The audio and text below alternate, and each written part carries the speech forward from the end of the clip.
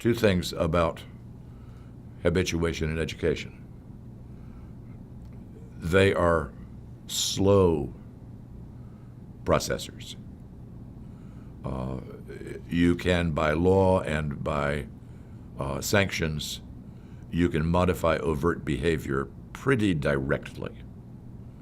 But law and sanctions are not going to get at fundamental attitudes and feelings and values. Education can, habituation can. Pascal once said that if you wanted to become a Christian and you couldn't really believe it, live like one long enough and you might actually turn into one without realizing it. If we can habituate people into treating one another with decency and kindness and fairness long enough, it may begin to come natural to them. And if we can incorporate into our school curriculum maybe a little bit more about the principles on which we as a nation were founded, a little bit more on such things as social justice, because there are good reasons. And I'll give you one good reason and then just leave it with law, habituation, education, and so on. When you discriminate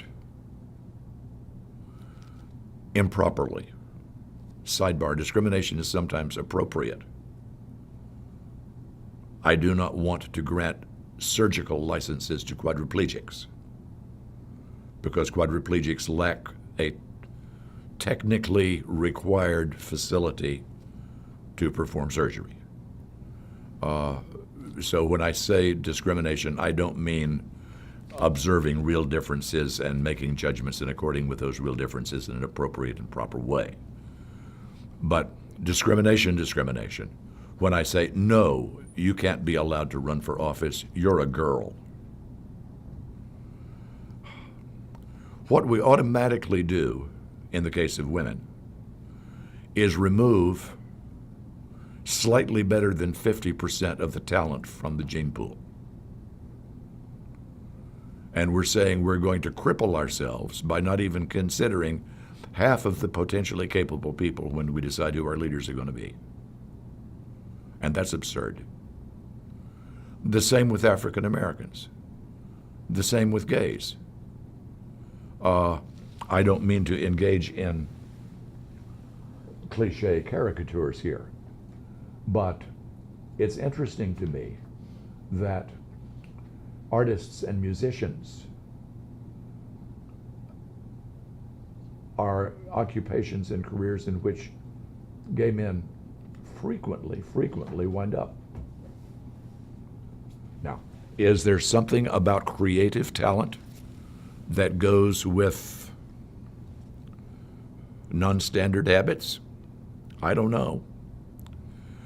But I do know that historically there have been attempts to kill gay men, and what a loss that would be.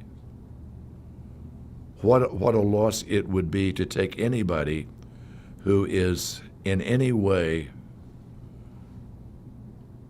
different,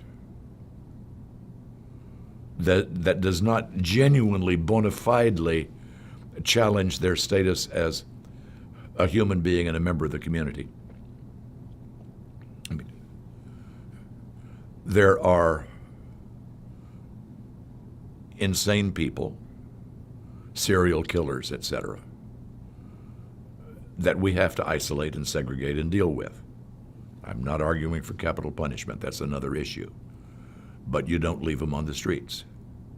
But those are objective, discernible, testable, observable characteristics that are a threat to the welfare of individuals and the community at large.